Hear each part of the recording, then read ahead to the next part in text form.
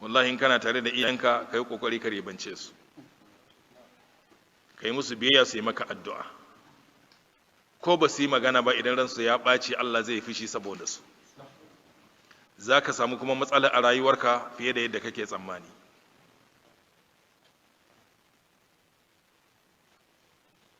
Ana bani labarin wani ya shiga hali kaza, ya shiga hali kaza, irin halin da ba za ka iya tsawara ba, za ka yi mamaki ya za a yi mutum ya shiga irin wannan halin. Ni ban taba jin irinsa ba, ban yi tsammanin kuma zan sake jin irinsa ba, duk da dai duniya tana da faɗi. To muna cikin magana na damuwan halin da yake ciki, wallahi sai Allah ya faɗar mu a raina, na ce anya ba shi da iyaye ne rayayu don mu yi tawassuli da addu'an iyayen.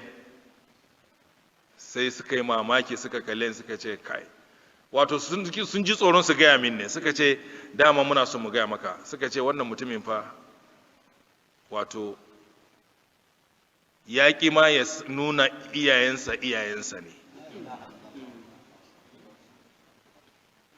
A yanzu lakabin sunansa da aka hada da sunan mahaifi ba baban da ya haife shi ba ne, baban kuma yana nan raye har yanzu, bai san ma ina gun baban ba. Ya je ya yi kaza, ya yi kaza, ya yi kaza, ya yi kaza, to yanzu yana wani halin da ya kamata a taimaka masa. Na ce to ina iyayensa ne, domin addu'ar iyaye ba ta faɗawa banza. Sai aka ce ina, ai ga halinsa da iyayen.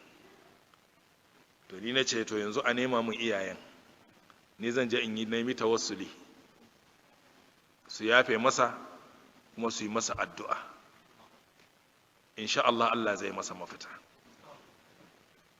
Saboda haka ake yi addu'a iyaye.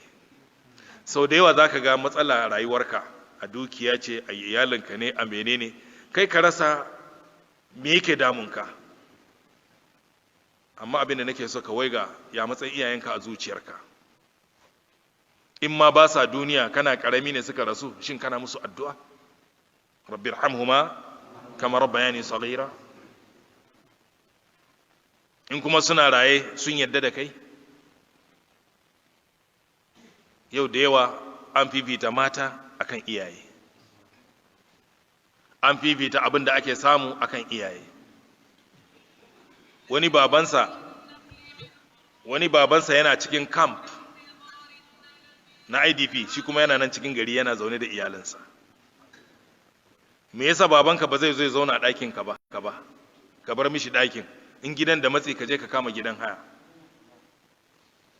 Addu'ar da zai yi maka sai ka ga Allah ya maka gyadar doguwa. Amma kana ganin to ai shi tsoho ne, ai yana cikin kaza kaza, ai gwamnati ta rike shi. Allah ya ce gwamnati ta rike muku iyayenku ne?